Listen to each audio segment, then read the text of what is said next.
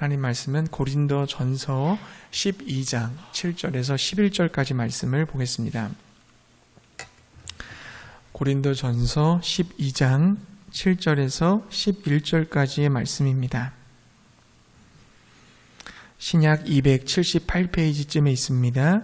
고린도전서 12장 7절에서 11절까지 말씀, 우리 같이 한 목소리로 읽겠습니다. 각 사람에게 성령을 나타내심은 유익하게 하려 하심이라. 어떤 사람에게는 성령으로 말미암아 지혜의 말씀을, 어떤 사람에게는 같은 성령을 따라 지식의 말씀을, 다른 사람에게는 같은 성령으로 믿음을, 어떤 사람에게는 한 성령으로 병 고치는 은사를, 어떤 사람에게는 능력 행함을, 어떤 사람에게는 예언함을, 어떤 사람에게는 영들 분별함을, 다른 사람에게는 각종 방언 말함을, 어떤 사람에게는 방언들 통역함을 주시나니 이 모든 일은 같은 한 성령이 행하사 그의 뜻대로 각 사람에게 나누어 주시는 것이니라. 아멘. 할렐루야. 주의 이름으로 사랑하고 축복합니다. 오늘도 이 자리 가운데 우리 주님이 은혜 주시고 또 우리의 기도에 응답해 주실 줄로 믿습니다. 오늘 말씀의 제목은요, 성령의 은사를 위한 기도입니다. 신앙생활을 하면서 많은 성도님들이 그 성령님으로부터 은사 받기를 사모합니다. 병 고치는 은사가 있었으면 좋겠고, 또 능력 행하는 은사도, 방언도 하고 통역도 하고 영도 분별하고 예언도 하면 좋겠다, 이렇게 생각을 합니다. 그래서 하나님께 은사를 달라고 기도를 하지요. 기도한 이후에 하나님으로부터 내가 원하는 은사를 받을 수도 있고 또 그 은사를 받지 못할 수도 있습니다. 그랬을 때 어떤 일이 일어납니까? 내가 받은 은사와 다른 사람이 받은 은사를 비교하기 시작합니다. 하나님이 내게 주신 은사를 만족해하지 않고 하나님이 다른 사람을 사용하시는 것을 시기하게 됩니다.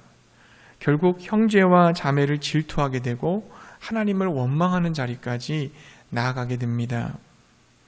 이런 일들이 한국교회에서 많이 일어났습니다. 성령님의 은사를 충만하게 받았다는 아내와 그렇지 못한 남편들 사이에서 이 갈등이 있는 경우들이 있었고요. 또한 성령님의 은사를 강하게 받았다라고 하는 소위 성령파들로 인해서 교회가 분열되고 또 대립하는 경우들도 왕왕 있었음을 우리가 부인할 수 없습니다. 오늘 본문이 배경이 되는 이 고린도 교회도 마찬가지였습니다. 고린도 교회는 여러분 아시는 대로 성령의 역사가 일어난 그런 교회입니다. 특별히 성령의 은사가 풍성히 나타났습니다. 그럼에도 불구하고 교회 안에는 시기, 질투가 많았고 서로 비교하면서 열등감과 또 우월감에 빠지고 말았습니다. 그 결과 분파가 생기고 분쟁하게 되는 일들이 일어났습니다. 성령의 은사를 두고서 왜 이런 문제들이 발생하는 걸까요? 성령님이 은사를 우리에게 주셨다면 그것은 하나님으로부터 온 것인데 하나님과는 관계없는 그 시기와 질투, 다툼의 일들이 왜 이렇게 교회 안에서 많이 일어나는 것일까요? 한 두 가지 정도로 이것을 정리해서 살펴보도록 해보겠습니다. 첫 번째는 뭐냐면 은사의 목적을 상실했기 때문이라고 봅니다. 은사의 목적을 상실했기 때문이에요. 은사라는 단어가 헬라어로 그 헬라어 명사로서 카리스마입니다. 이것은 선물, 증여라는 뜻이에요. 그러니까 선물과 증여라는 것이 뭡니까? 그냥 값없이 주는다는 뜻이잖아요. 선물에는 나의 수고나 나의 공로나 나의 노력이 들어가 있지 않습니다. 선물을 주는 사람의 그 오롯이 그 은혜와 사랑, 호의만 담겨져 있는 것이지요. 만약 나의 어떠함 때문에 내가 선물을 받았다라고 한다면 그것은 이미 선물이 아닌 게 됩니다. 그것은 내가 노력해서 받은 거니까 보상이고 상급이 되는 것입니다. 그러나 여러분, 선물이라는 것은 받은 사람의 어떠함과는 관계없이 주는 사람이 베풀어주는 일방적인 사랑과 은총인 것입니다. 그러므로 하나님께서 우리에게 은사를 주셨다는 것은 전적인 하나님의 선물이요, 은혜요, 사랑임을 믿으시기 바랍니다. 고린도전서 12장 11절 말씀 이렇게 증거하고 있습니다. 우리 11절의 말씀을 함께 읽어보겠습니다. 같이 읽겠습니다. 이 모든 일은 같은 한 성령이 행하사 그의 뜻대로 각 사람에게 나누어 주시는 것이니라. 아멘. 자, 성령께서 각 사람에게 나누어 주시는 은사의 내용과 시기는 철저하게 성령님이 결정할 사항이라는 거죠. 따라서 우리가 특별 은사 집회라는 것은 사실 애당초 불가능한 일입니다. 이 특별 은사 집회에서 특정 은사를 받고 싶은 사람은 모두 와라. 내가 그 은사를 다 받게 해주겠다라고 선전하는 단체가 있는데요. 근데 이건 성경적으로 봤을 때 그런 집회는 불가능합니다. 은사는 인간의 노력으로 얻는 것이 아니라 성령님께서 당신의 뜻을 따라서 당신이 정한 시기에 주는 것이기 때문에 그렇습니다. 물론 우리가 은사를 사모할 수 있어요. 은사를 달라고 기도할 수 있습니다.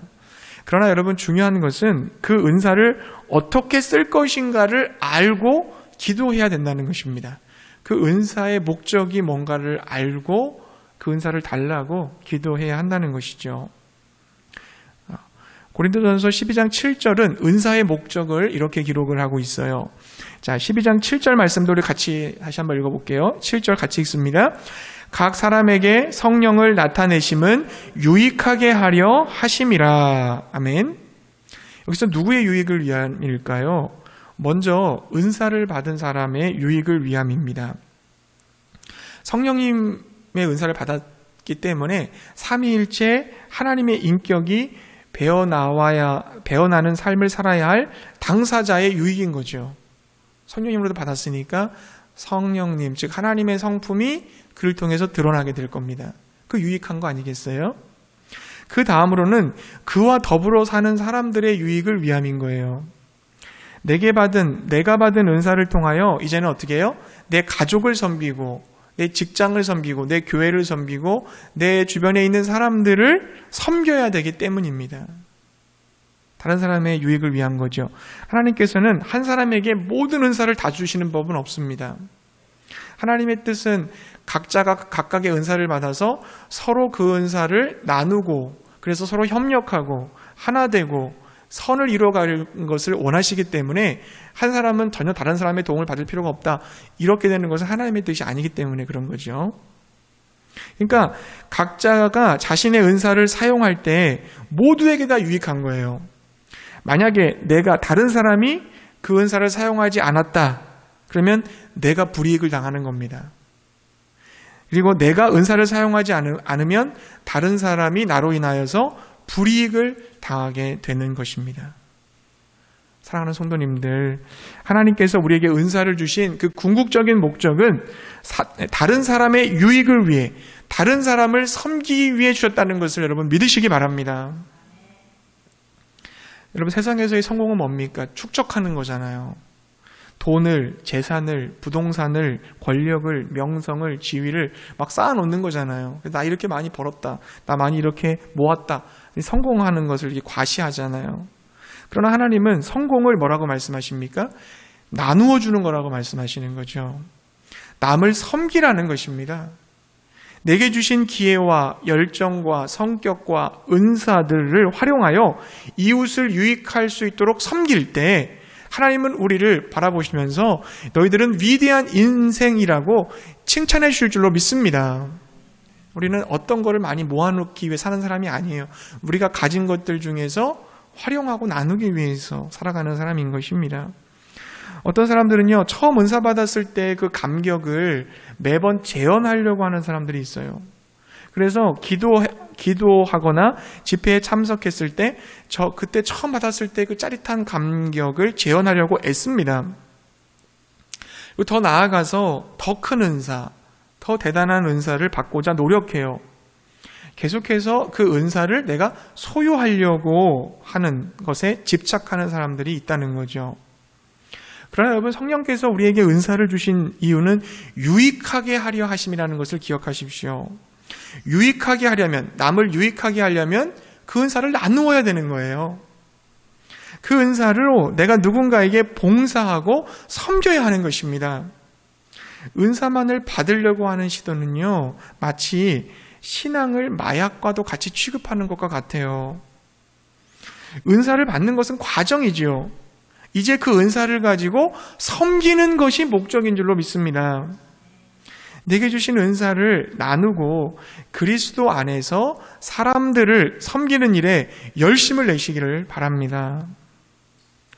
은사를 가지고 이웃을 유익하게 하고 섬기려 할 때 가장 중요한 것이 뭐냐면 종의 마음이에요. 종의 마음. 종은 어떻습니까? 종은 낮은 자세를 유지하는 사람이에요. 겸손한 사람이죠. 낮은 자세를 유지하는 사람이죠. 종은요, 자신을 선전하거나 다른 사람들로부터 주의를 끌려고 하지 않습니다. 다른 사람에게 깊은 인상을 주기 위해서 행동하는 것이 아니라 하나님이 내게 맡겼기 때문에 그 맡긴 일을 충성하려고 할 뿐인 것입니다. 누군가가 자신을 칭찬하고 인정한다면 어떻게 할까요? 물론 감사하다고 얘기를 해야겠죠. 하지만 곧 돌아서서 뭐라고 얘기해야 되냐면, 저는 그렇게 하거든요. 제 스스로에게 네 자신이 그거 아닌 거 알지? 이렇게 스스로에게 얘기를 해요. 내가 그런 칭찬을 받거나 나로부터 그런 은혜가 나왔다는 것을 내 스스로가 알고 있어야 된다는 것을 각인시켜 줍니다. 왜냐하면 사람들의 칭찬을 듣고 우쭐해지는 순간 그는 멸망의 길로 접어든 겁니다. 나락으로 떨어지기 시작하는 거예요. 그런 거 좋아하면 절대 안 돼요.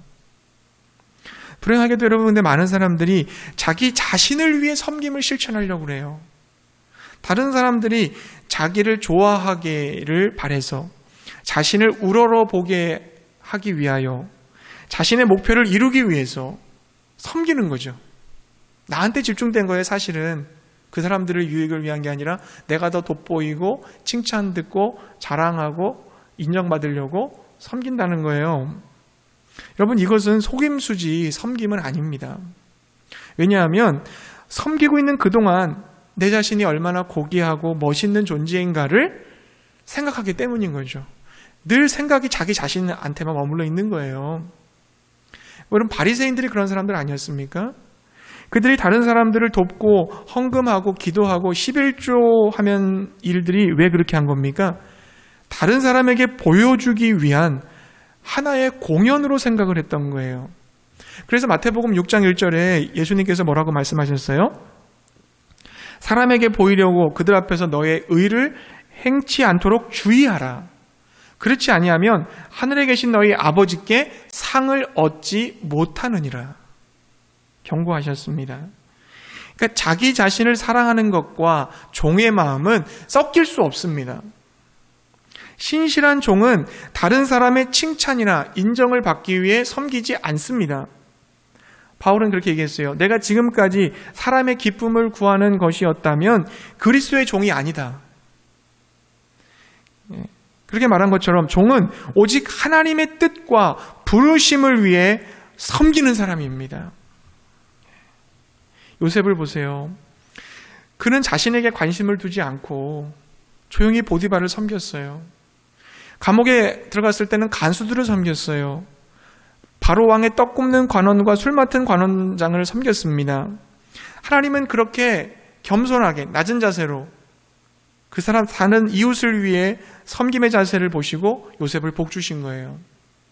바로가 그를 높은 자리로 승진시켰을 때 요셉은 우쭐해졌습니까?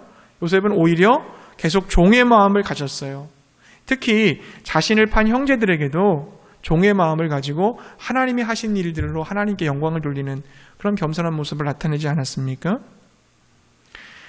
사랑하는 성도님들, 우리는 어쩌면 작은 곳에서 아무도 알아주는 이 없이 감사의 인사도 한번 받지 못하면서 무명의 인물로 섬기고 있는지도 모릅니다.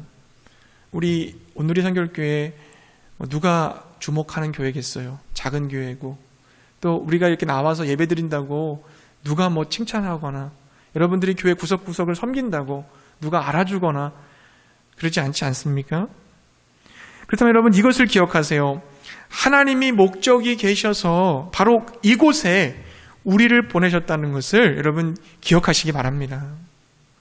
우리의 머리털까지 세시며 우리의 모든 것을 아시는 하나님이기 때문에 우리는 우리에게 주어진 자리에서 하나님의 그 부르심에 합당하게 충성을 다해야 될 줄로 믿습니다. 이름 없이 음지에서 섬긴 종들을 하나님은 천국에서 공개적으로 상 주실 거예요. 실망하지 마세요. 계속 하나님을 신실하게 섬기시기 바랍니다.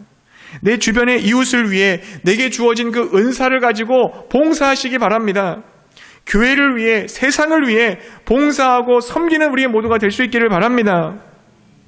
고린도전서 15장 58절의 말씀 여러분 기억하세요. 그러므로 내 사랑하는 형제들아, 견실하며 흔들리지 말며 항상 주의 일에 더욱 힘쓰는 자들이 되라. 이는 너희 수고가 주 안에서 헛되지 않은 줄을 알미라. 여러분이 이웃을 사랑하는 마음으로, 이웃에게 선물을 주고 싶은 마음으로, 하나님을 사랑하는 마음으로 지극히 작은 일에 충성했던 그것을 우리 하나님은 절대로 잊지 않으십니다. 작은 소자에게 물 한 모금 주는 것도 상을 잃지 않겠다 말씀하셨고, 천국에서 양과 염소를 가를 때에도 지극히 작은 자에게 한 것이 곧 나에게 한 것이라고 주님은 그들을 칭찬해 주셨어요. 반드시 하나님께서 여러분에게 갚아주시고 보상해 주시고 칭찬해 주심을 믿으시기 바랍니다. 성령의 은사로 인한 문제의 원인 첫 번째는 뭐냐면 은사의 목적을 상실했기 때문인 거예요. 다 은사가 자기 자신한테만 집중되어 있기 때문에. 은사는 나를 위함이 아니라 이웃을 위함임을 알고 종의 마음, 겸손한 마음, 낮은 마음을 가지고 이웃을 섬기기 위해 사용해야 하는 것입니다. 성령의 은사로 인한 문제의 원인 두 번째는 뭐냐면요, 외적 은사보다는 내적 은사를 사모하지 않았기 때문이에요. 외적 은사보다는 내적 은사를 사모하지 않았기 때문이라는 거죠. 은사는 내적 은사와 외적 은사로 나누어집니다. 내적 은사는 뭡니까? 내적 은사는 내적으로 주어지는 하나님의 선물이에요. 그래서 내적 은사는 은사가 임하는 순간에는 주위 사람들이 그 사실을 인식하지 못합니다. 은사를 받는 그 사람 당사자도 그 내적 은사가 있다는 것을 모를 수가 있어요. 그러나 내적 은사는 시간이 지날수록 서서히 외부로 배어나오기 시작합니다. 내적 은사는 받으면 받을수록 좋아요. 왜냐하면 우리의 삶을 예수 그리스도의 인격, 하나님의 인격으로 변화시켜주는 요소로 작용하는 것이 바로 내적 은사이기 때문에 그렇습니다. 그에 반해서 외적 은사는 은사를 받는 순간 은사를 받았음이 외적으로 가시적으로 드러나요. 방언을 하게 되면 어떻습니까? 방언을 한다는 걸 바로 알아차리죠. 방언이 나왔으니까. 신유의 은사를 받았다면 기도하는 중에 병자가 나았다는 것을 그 자리에서 알아차릴 수 있습니다. 그래서 주위 사람도 알고 자신도 알게 되는 게 바로 외적 은사죠. 당장 외적으로 드러나 눈에 보이기에 외적 은사는 대단히 화려해 보입니다. 그래서 많은 사람들이 외적 은사를 사모하고 외적 은사에 집착합니다. 근데 여러분, 성령님의 은사와 관계된 모든 문제는 다 외적 은사에서 드러나는 거예요. 내적 은사에서 문제가 발생하는 경우는 없습니다. 문제가 생기는 것은 다 어디에서 생겨요? 외적 은사에서 생기는 거예요. 여러분, 우리가 외적 은사를 구하는 동기는 뭡니까? 대부분 자기 과시 요기기가 쉬워요. 그러나 내적 은사를 구하는 동기는 뭘까요? 내적 은사를 구하는 동기는 주님을 더 잘 믿고 더 주님의 뜻대로 살기 위함인 것입니다. 그러므로 외적 은사보다는 내적 은사를 사모하시기 바랍니다. 내적 은사를 달라고 여러분 기도해야 돼요. 물론 외적 은사도 필요합니다. 외적 은사를 우리가 구할 때는 뭐가 필요하냐면 외적 은사가 내적 은사로 승화될 수 있도록, 외적 은사가 내적 은사로 발전할 수 있도록 하기 위해서 기도하시기 바랍니다. 그렇다면 내적 은사에는 어떤 것들이 있을까요? 내적 은사. 자, 우리 고린도전서 12장 8절부터 9절 말씀 한번 읽어보겠습니다. 8절 9절 말씀을 함께 읽어보겠습니다. 같이 읽습니다. 어떤 사람에게는 성령으로 말미암아 지혜의 말씀을, 어떤 사람에게는 같은 성령을 따라 지식의 말씀을, 다른 사람에게는 같은 성령으로 믿음을, 어떤 사람에게는 한 성령으로 병 고치는 은사를. 아멘. 여기서 다른 사람에게는 같은 성령으로 믿음을까지만 보면 좋겠습니다. 여기서 나타난 지혜의 말씀, 지식의 말씀, 믿음이 바로 내적 은사입니다. 자, 지혜의 말씀은 뭘 말하는 걸까요? 하나님의 말씀을 적용하는 능력을 말하는 거예요. 하나님께서 말씀을 주신 이유는 뭡니까? 그 말씀대로 살라고 주신 거거든요. 말씀이 삶으로 연결되지 않으면 아무 소용이 없는 겁니다. 그러므로 구체적인 나의 삶의 현장에서 내가 말씀을 어떻게 적용해 갈 것인가를 아는 능력이 바로 지혜의 말씀을 받은 사람인 것입니다. 대부분의 그리스도인들이 내 인생이 실패했을 때 어떤 말씀을 붙잡아야 될지를 몰라요. 내가 성공했을 때 어떤 말씀을 적용해야 될지를 모릅니다. 그래서 그만 교만의 늪에 빠지게 되는 거죠. 불치의 병으로 사형 선고를 받았을 때 그때 내가 어떤 말씀을 의지해야 될지를 모릅니다. 아무리 성경을 많이 알고 있다고 할지라도 그 말씀이 필요한 삶의 현장에 적용되지 못한다고 한다면 아무 소용이 없는 거예요. 그래서 우리는 겸손하게 지혜의 말씀의 은사를 구해야 됩니다. 말씀은 실천하기 위해 존재하는 거예요. 순종하기 위해 존재하는 거예요. 머릿속에 있기 위해 존재하는 것이 아닙니다. 성령께서 상황에 따라 적용할 말씀을 생각나게 하시고 가르쳐 주시기를 여러분 구하시기 바랍니다. 이게 지혜의 말씀이에요. 그리하여 삶의 자리에서 말씀을 적용하여 순종할 수 있는 우리 모두가 되시기 바랍니다. 그러면 여러분 지식의 말씀은 뭘까요? 지식의 말씀은 말씀을 해석하는 능력을 말합니다. 말씀을 적용하려면 말씀을 바로 해석하는 게 필요하거든요. 이단들은 우리보다 성경 공부 훨씬 많이 해요. 하지만 성경 해석을 잘못합니다. 말씀을 그릇 해석하기 때문에 그 그릇된 논리로 그 말씀을 짜맞춰야 되니까 더 열심히 공부하는 거죠. 근데 인위적으로 짜맞추는 거예요. 마태복음 13장 34절의 말씀 보면 예수께서 무리에게 말씀하실 때 비유가 아니면 말씀하지 않으시더라 그런 말씀이 있어요. 근데 이단들 그거 가지고 뭐라고 얘기합니까? 말씀은 다 비유다. 다 짝이 있다. 그렇게 얘기를 한단 말이죠. 근데 여러분 마태복음 13장에 나와 있는 그 말씀은 예수님께서 천국을 가르쳐 주시기 위한 말씀이거든요. 천국을 우리가 어떻게 이해할 수 있겠어요? 비유를 통해서 쉽게 풀어주지 않으시면 우리가 그 천국을 제대로 이해할 수 없거든요.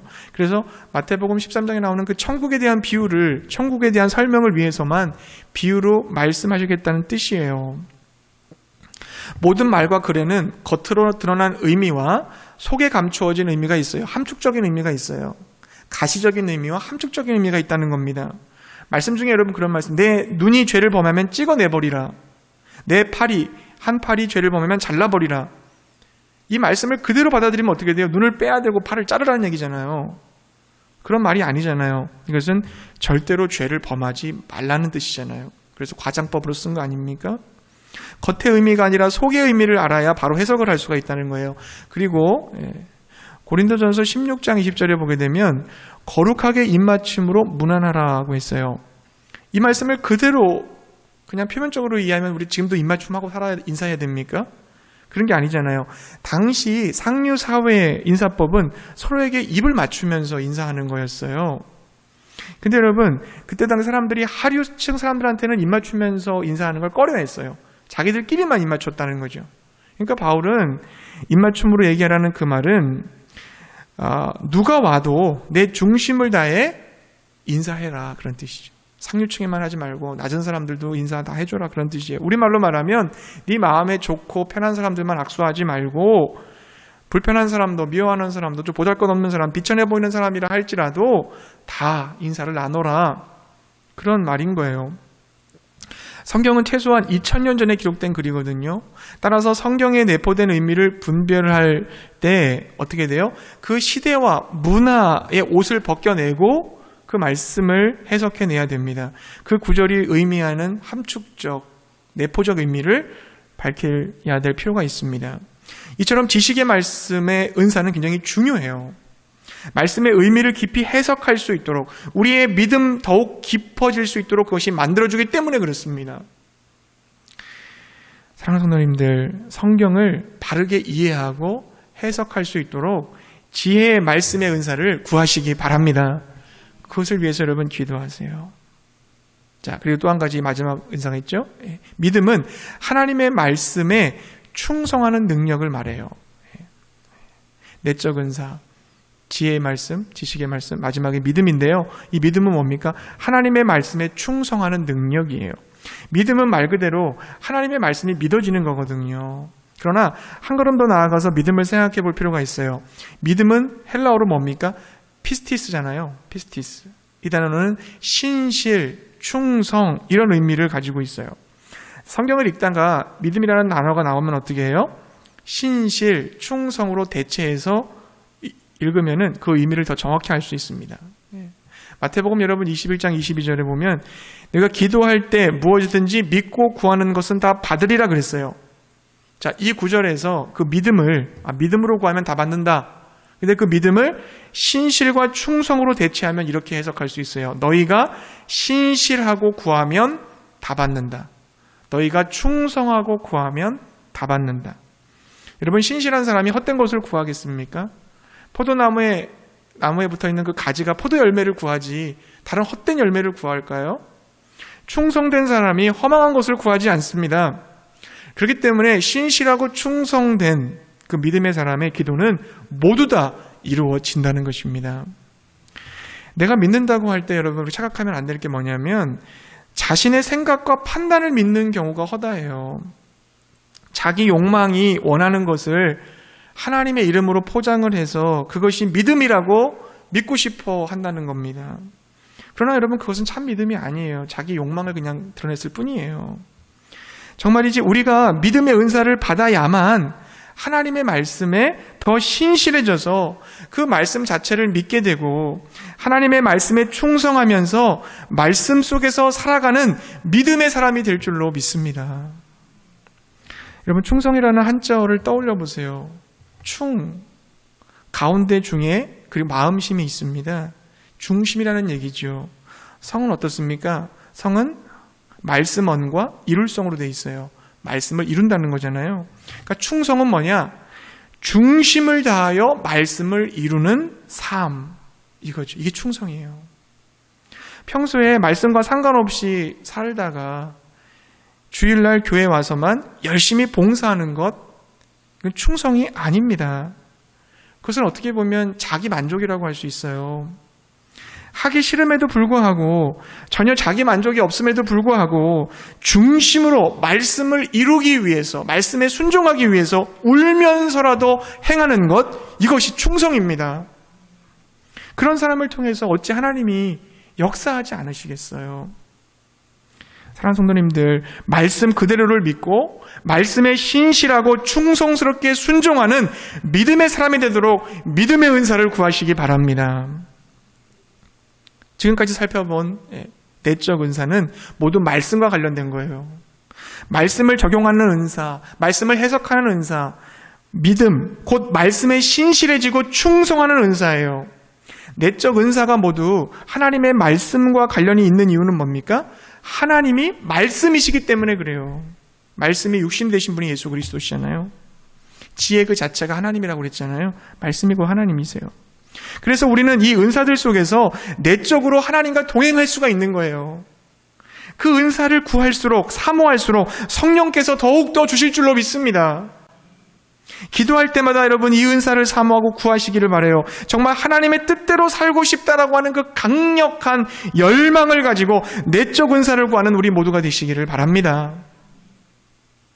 이제 여러분 외적 은사에 대해서 짧게 살펴볼게요.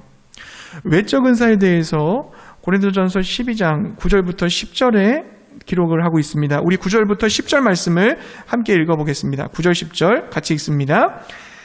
한 사람에게는 같은 성령으로 믿음을, 어떤 사람에게는 한 성령으로 병 고치는 은사를, 어떤 사람에게는 능력 행함을, 어떤 사람에게는 예언함을, 어떤 사람에게는 영들 분별함을, 다른 사람에게는 각종 방언 말함을, 어떤 사람에게는 방언들 통역함을 주시나니. 아멘. 여기 보니까 모두 6가지가 기록되어 있죠. 병 고치는 은사, 능력 행함, 예언, 영들 분별, 각종 방언 말함, 방언들 통역함이 소개되고 있습니다. 이 6가지 은사, 외적 은사는요, 모두 내적 은사로 승화시켜야 된다. 모두 다 내적 은사로 발전시켜야 된다라고 하는 것이죠. 자, 병 고치는 은사가 내적 은사로 발전하면 어떻게 될까요? 이렇게 될 수 있을 것 같아요. 가령 누군가가 병들었다면 그의 육체의 치유를 위해서 기도하지만 동시에 그의 영혼이 더욱 강건해져서 어떤 결과에도 자유하는 그리스도인이 될 수 있도록 기도해 주는 것입니다. 사실 여러분, 내 영혼이 강건해지는 것보다 더 큰 신유의 은혜는 없어요. 바울을 보게 되면 병이 있어도 하나님의 은혜가 족하다고 평생을 영적 건강한 상태에서 살았잖아요. 영적 건강의 시금석은 뭡니까? 죽음의 의미와 가치를 알고 살아가는 거죠. 내가 누군가에게 그 죽음의 의미와 가치를 알고 받아들이게 해준다면 그로 인해서 그가 죽음을 두려워하지 않고 죽음의 관문을 통과할 수 있을 거예요. 그럼 나는 진정으로 신유의 은사를 받은 사람인 겁니다. 왜냐하면 겉에 질병이 치유되는 것보다 내적인 그 영혼이 강건해지는 것이 중요한데 죽음까지도 두려워하지 않고 그것을 믿음으로 수용할 수 있게 내가 만들어주었다라고 한다면 그는 필히 신유의 은사가 있는 사람이라는 겁니다. 이것이 바로 외적 은사가 내적 은사로 발전한 모습이에요. 또 여러분, 능력 행함의 은사도 내적 은사로 발전할 수 있습니다. 이 능력 행함의 은사가 내적 은사로 발전한다는 것은 뭘까요? 끊지 못하는 것을 끊게 되는 거죠. 할 수 없었던 것을 할 수 있게 되는 것. 그게 진정한 능력 행함이에요. 자신의 능력으로 끊지 못하는 것을 성령의 능력을 의지해서 칼로 무자르시 잘라내는 그런 것입니다. 내가 정말 죽어도 저 사람은 난 사랑하지 못하겠다라고 내가 단정했는데 성령의 그 은사를 받고 나서 그 사람을 사랑하게 된 거, 이것이 바로 능력 행함이에요. 겉의 은사가 바로 내적 은사로 발전한 모습. 예언의 은사도 마찬가지예요. 예언의 은사도 내적 은사로 발전할 수 있습니다. 예언자는 여러분 점쟁이처럼 미래를 미리 말해주는 사람이 아니에요. 그렇게 말해줬을 경우에는 그 사람이 거기에 말에 묶이게 돼요. 항상 그 사람을 의지하고 따라가고 추정해서 그 사람을 통제하는 위치에 서게 됩니다. 그건 하나님의 뜻이 아니에요. 하나님께서 주신 이 예언이라는 것은 뭐냐면 하나님께서 주신 말씀으로 과거와 현재와 미래를 해석하는 사람입니다. 그러므로 예수님을 믿는다고 하면서도 매일 방탕하게 살아가는 사람이 있다면 하나님 말씀으로 그에게 예언을 해줄 수 있어요. 어떻게 예언해 줄 수 있어요? 너 그렇게 살면 하나님이 너를 가만두지 않을 거야. 너 나중에 눈물 뿌리면서 후회하기 전에 당장 돌아와. 그 사람을 건면해 주는 말 아닙니까? 그것이 예언일 수 있어요. 또 말씀대로 잘 살아가는 사람에게 이렇게 예언해 줄 수 있어요. 신실한 그리스도인으로 주님을 쫓는 것을 보니까 너는 앞으로 이 세상을 떠난다 할지라도 너의 삶의 족적이 남아서 많은 사람들에게 이정표로 기록이 될 거야. 예언해 주는 거예요. 말씀에 근거하여 그를 권면해 줄 수 있는 것이 예언입니다. 예언을 통해 주어진 상황을 해석하고 말씀을 붙들고 살 수 있도록 돕는 것이 예언의 은사인 줄로 믿습니다. 더 나아가서요, 영들 분별함이 있죠. 영들 분별. 이 영들 분별도 역시 내적 은사로 발전할 수 있어요. 2000년 전에 성령님께서 왜 영들 분별함의 은사를 주셨는지 그 동기와 이유를 아는 것이 중요합니다. 당시에는 자칭 그리스도, 자칭 선지자라고 하는 사람들이 많았어요. 그래서 도대체 누구 말이 참말이고 어떤 문서가 진짜 문서인지를 알 도리가 없었어요. 그래서 성령께서 영들 분별하는 은사를 주셨던 것입니다. 오늘날 영들 분별의 은사 어떻게 할 수 있습니까? 우리에게 주어져 있는 하나님의 말씀이 기준이에요. 이 말씀을 가지고, 이 말씀의 근거를 가지고 영들을 분별할 수 있습니다. 회개만을 유독이 강조한다든지 아니면 또 회개 없이 무조건 사랑만을 강조한다든지 균형을 상실해버린 것들 있잖아요. 그런 주장들 있잖아요. 그것은 좀 잘못된 거죠. 그런 것들 우리 말씀 속에서 우리가 분별해낼 수 있는 거예요. 오늘날에도 성령님의 조명 속에서 말씀을 근거로 영들을 분별할 수 있음을 믿으시기 바랍니다. 또는 방언의 은사가 나오는데요. 방언도 역시 내적 은사로 발전할 수 있어요. 초대교회 처음 방언의 은사가 임했을 때 각각 다른 언어를 사용하는 16개 지역에서 온 이방인들이 모두 제자들의 말을 자신들의 모국어로 알아들었습니다. 성령님의 역사 속에서 방언으로 인해 말이 통하게 된 거죠. 따라서 방언의 은사를 내적으로 승화한다는 것, 내적으로 발전시킨다는 게 뭐예요? 평소에 나와 말이 통하지 않았던 사람들과 말이 통하게 되는 거예요. 무슨 얘기입니까? 상대방의 말에 내가 귀를 기울여주고 상대방의 입장에 서서 이해하고 이렇게 살아가는 삶이 방언의 은사를 받은 거라는 거죠. 참된 방언의 은사를 받은 것입니다. 이거 외적 은사가 내적 은사로 발전되어진 모습이에요. 방언 통역도 마찬가지예요. 그것도 역시 내적 은사로 발전할 수가 있는데 방언 통역은 말이 통하지 않는 사람과 말이 통하게 된 어떤 사람이 그 말을 3자에게 알아듣게 전해주는 거잖아요. 그게 방언 통역이잖아요. 예를 들어서 사람들은 감옥에 간 사람들, 감옥에 갇힌 사람들의 마음을 모르잖아요. 근데 어느 날 내가 감옥에 갇힌 있는 사람들과 말이 통하기 시작했어요. 그들의 마음을 알았어요. 그 사람들의 아픔이 내 아픔이 되었어요. 그래서 내가 제3자 누군가에게 감옥에 갇혀있는 사람들의 그 아픔을 알려주고 함께 우리가 그 아픔에 동참하게 되었다면 나는 방언 통역의 은사를 받은 사람이라는 거예요. 이렇게 여러분 외적 은사가 내적 은사로 승화될 때만이 그 은사들이 건강해지고 시기 질투 그리고 그것을 오용되어지고 자기 자랑 자기 과시의 용으로 사용하지 않게 되는 것입니다. 그것이 성숙하게 은사를 사용하게 되어지는 모습인 거예요. 사랑하는 성도님들, 성령의 은사는 말할 수 없는 하나님의 은혜입니다.